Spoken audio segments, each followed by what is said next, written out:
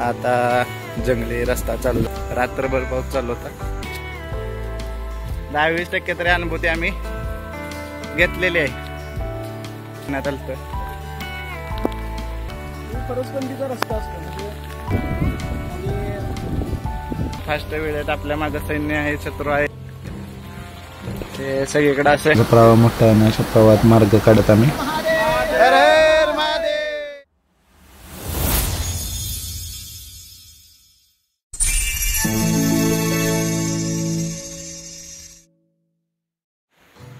नमस्कार. दुसऱ्या दिवसाची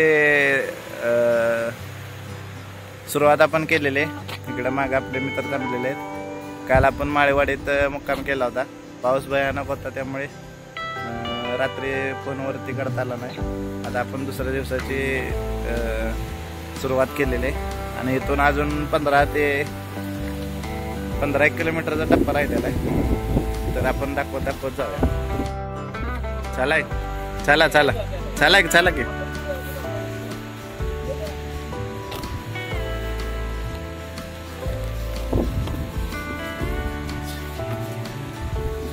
आता जंगली रस्ता चालू झालेला आहे. इथून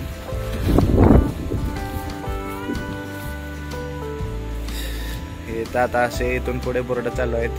ना उसंत ना थकवा सह्याद्री सखा, हा पहिला बोर्ड आपल्याला लागलेला आहे. पुढे सुद्धा आपण बघत जाणार आहोत. हे कोकणी घरं तुम्हाला बघू शकताय. भयानक पाऊस पडलेला आहे. हे बघू शकताय, सगळीकडे पाणीच आहे. रात्रभर पाऊस चालू होता. आता आपण पुढच्या ट्रेकला चालतोय. नंतर आणि भेटू आपण.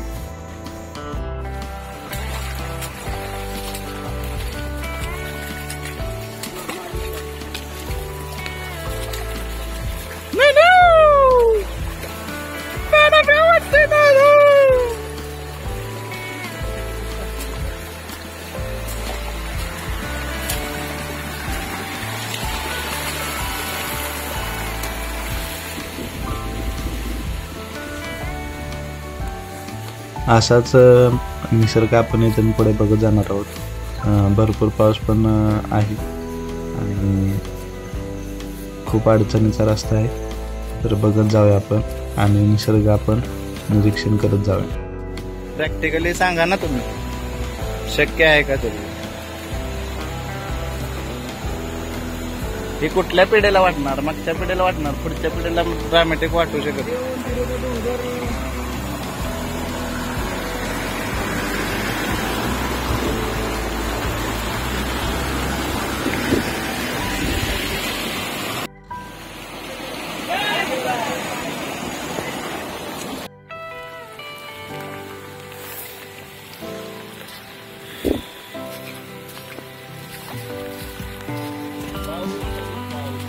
नुसता पाऊस अनुभूती आली आहे की नाही पावसात चालायची? कसे गेले याची अनुभूती आता आली आहे.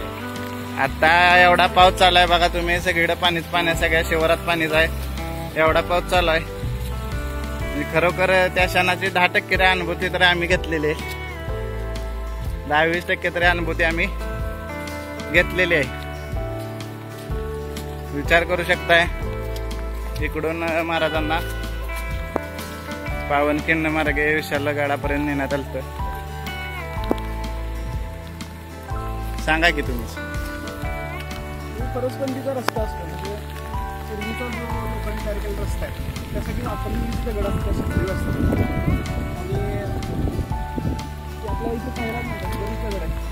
म्हणजे हा जो मार्ग आहे, हा प्राचीन मार्ग आहे. त्या ठिकाणी अशा दगडांचा वापर करून रस्ता तयार केला जातो. हे बघा, इथं एक आहे, बरेच दगड आहेत सगळे. इथे काय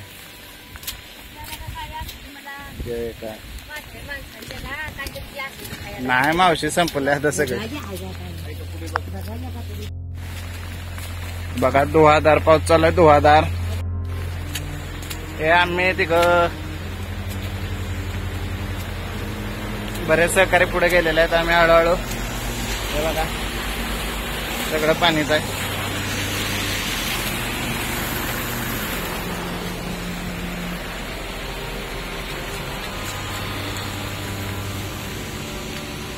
जवळजवळ कालपासून आम्ही 35 किलोमीटर झालं.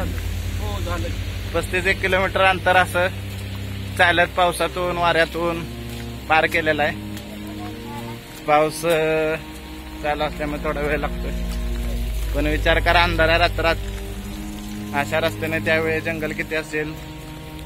आता शेती तर आहे, त्यावेळी जंगल किती असेल. त्या जंगल वाटेतून रात्रीचं चालत चालत एवढ्या फास्ट वेळेत आपल्या मागे सैन्य आहे, शत्रू आहे याचा विचार करून आपला राजा विशालगडावर पोहोचला होता. ते सगळीकडे असे भात शेती. यावर्षी पाऊस चांगला आहे त्यामुळं भात शेती एकदम छान पद्धतीने आलेली आहे. ते पाणी सगळं बघा आणि पुढे हे पाणी आता आपल्या इकडे सांगली कोल्हापूरच्या शेतकऱ्यांना जर हे दाखवलं पाहिजे की पाण्याचा निचरा करण्याची पद्धत जी यांनी ठेवलेली आहे ती अतिशय छान पद्धतीनं केलेली आहे. इथनं पुढे बघा सरळ तुम्ही, ते इथनं सरळ पुढे पुढे जाते आणि पुढे नाळ असते मोठी, त्या नाळेत जाऊन पाण्याचा निचरा केला जातो. ही पद्धत जरा आपल्या इकडच्या शेतकऱ्यांनी सुद्धा शिकली पाहिजे. ती वाट लागलेली आहे ती एवढी निसर्गरम्य आहे, एकदम मस्त असे. काय याचं वर्णन काय करायचं. हा अनुभव फक्त डोळ्यानेच घ्यायचा. मागं बघितलं तर तुम्हाला समजेल मस्त असे.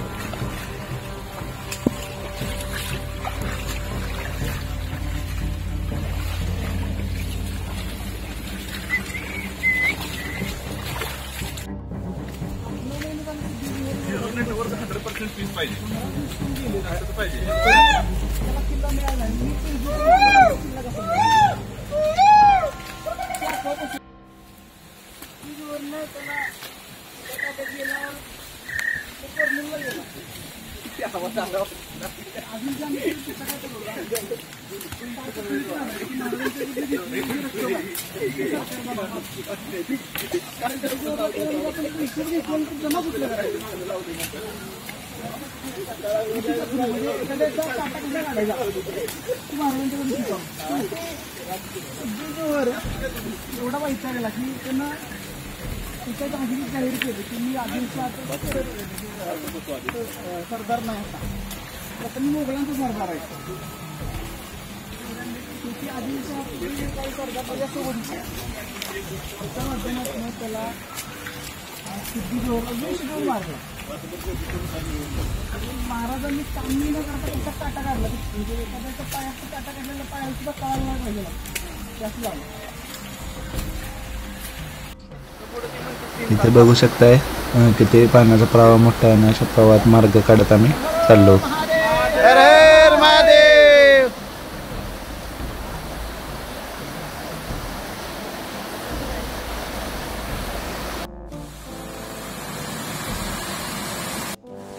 हा मार्ग जरी खडतर असला तरी इथला निसर्ग बघून खरंच आम्हाला भुरळ पडली होती. मायासहित सर्वच असा निसर्ग तर मी पहिल्यांदाच बघितलाय.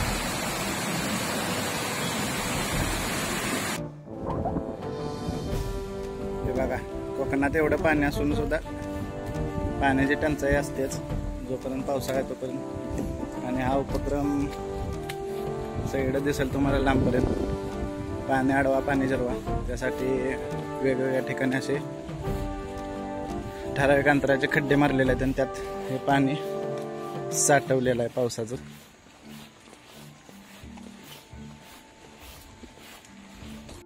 ही पहाट स्वराज्याची पावनखिंडीच्या दिशेने. अवधी थोडा शत्रू पाठीवर.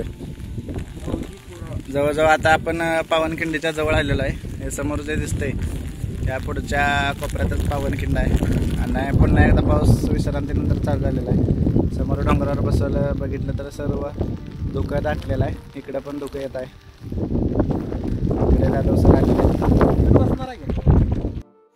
बाजी आणि शिवरायांची शेवटची भेट याच आसमात झाली. चला जय. आता जिथून आपण चालतोय ते जवळचे प्रमाण खूप आहे, तर काळजी घ्या. ही होती लढाईची जागा. इथून महाराजाने हळूहळू. महाराज आणि बाजीप्रभू इथून वेगळे झाले आणि महाराज 300चं बांधलांचं सैन्य घेऊन विशालगडाकडे प्रस्थान झाले आणि बाजीप्रभू देशपांडे आणि बांधल बाकीचे इथून वाट बघून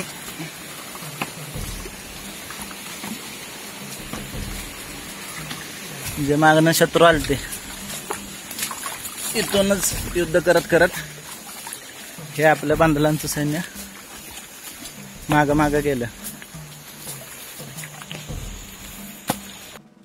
समोर बघितला तर हा जुगाडी पूल आहे. जुगाड म्हणजे असला जुगाड आहे की आता बघूया आता कसं जातात दादा.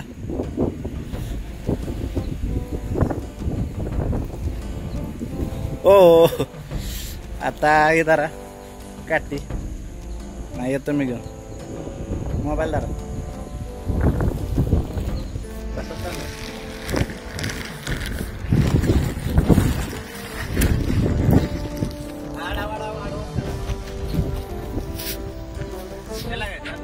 चालूच आहे.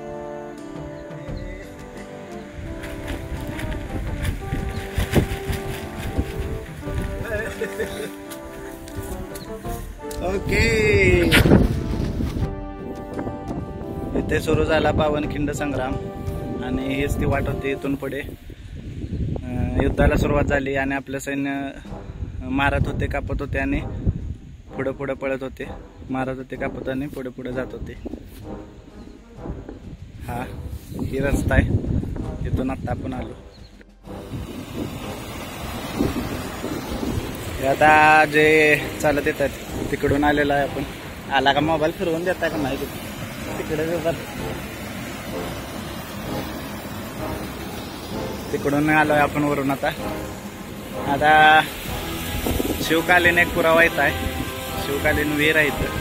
त्याला पुढे गेल्यानंतर दाखवतो. तर तुम्हाला झूम करून दाखवतो. तिथे जे माणसं जमलेत ही शिवकालीन विहीर आहे. तिथे गेलं आपण बघूया. हे समोर जे बघताय ही शिवकालीन विहीर आहे.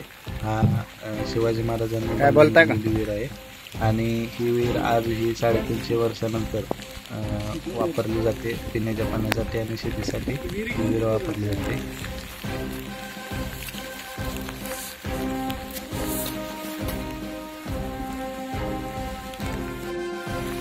शेवटच्या समारोपाला बेकार पाऊस चालू झालेला आहे. बघू शकताय तुम्ही नाना किती पावसात दिसायचे बंद झालेले आहेत.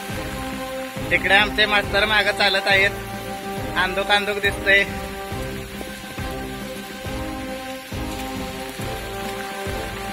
आम्हाला जरा कॅमेरा क्लीन करू दे.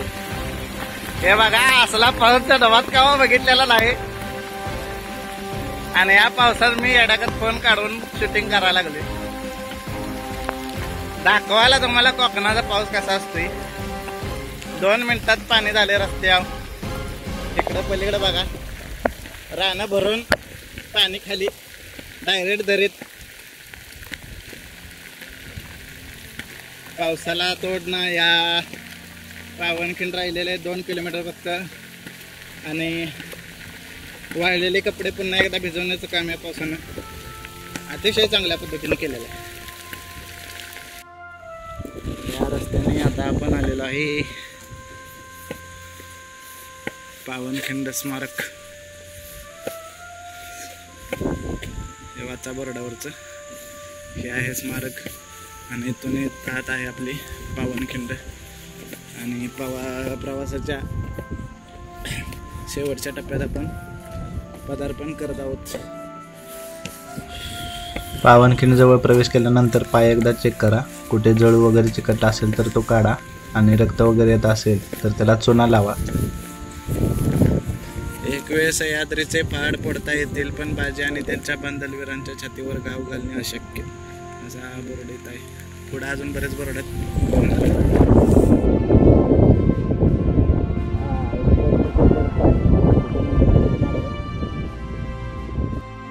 इथं दर्शन घ्यायला लागलं. सरनार कधीर न प्रभू तरी कुठवर साऊ घाव श्री. इथं आलेलं आहे समज आणि खालनं जायला खाली जायला नको. आणि विशालगडाच्या समाप्त झाला तोफांचा कडकडाट. आता इथून खाली आपण आपल्या पावनखिंडच्या मेन ठिकाणी पोहोचणार आहोत.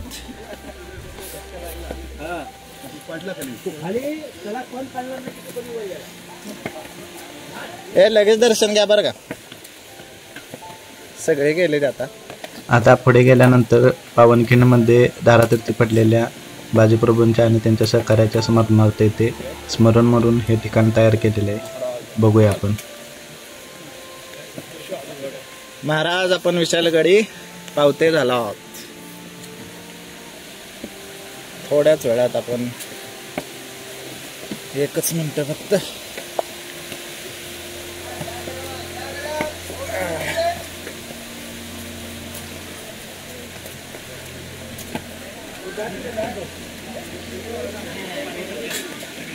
येऊ दे दर्शन घेऊन त्यांना. बरं जाऊया इथनं वर्ण हे परत मागे. समोर जे प्रतीक आहे ते शूरवीर लढा दिलेल्या बाजीप्रभूंच्या दारातीर्थी पडलेल्या सर्व सहकाऱ्यांचे आणि त्यांचे तिथे दर्शन घेण्यासाठी नेहमी चालवट गर्दी असते. 2 मिनिटात जाऊन या खाल ना काय. लगेच या बरं का. इथे दर्शन घेऊन आपण आता जेवणाच्या ठिकाणी जाणार आहोत आणि तिथे आपले इतिहास अभ्यासक ऋषिराज जाधव सर यांचं थोडं मार्गदर्शन ऐकणार आहोत. तर शेवट नक्की बघा. शेळ्या जास्त भिजू नये म्हणून कोकणी माणसाने तयार केलेला जुगाड दाखवायचा म्हणून हा व्हिडिओ तुम्हाला केलेला आहे. तर नक्की बघा. तर चला ऐकूया ऋषिराज जाधव सर.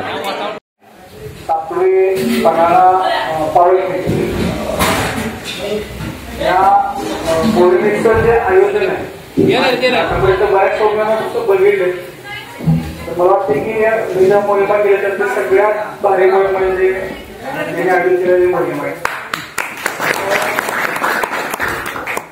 तांत्रिक गावातील सगळे सहकारी म्हणजे आम्ही पहिल्यांदाच आलोय, पण घरातलाच एखादा व्यक्ती आपल्या सोबत आहे अशा पद्धतीची काळजी घेणारी कुटुंबाची एकच टीम आहे. कारण निघाल्यापासून राहण्याची सोय, जेवणाची सोय असू दे, कुठेही कशाची कमतरता पडली नाही. म्हणजे मी एक लहानसा इतिहास संशोधक आहे. गाडी यायची आहे, मला 2 गोष्टी सांगायच्या. इतिहास म्हणजे आजपर्यंतच्या इतिहासामध्ये दादाने उल्लेख केला की बावळ्यांच्याकडे 7 किलोमीटर 25 किलोमीटरची तलवार असतात.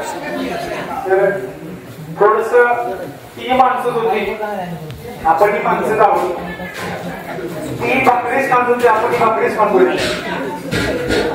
आपल्याला 25 किलोची तलवार उचलता येत नव्हती आणि त्यांना ही येत नव्हती.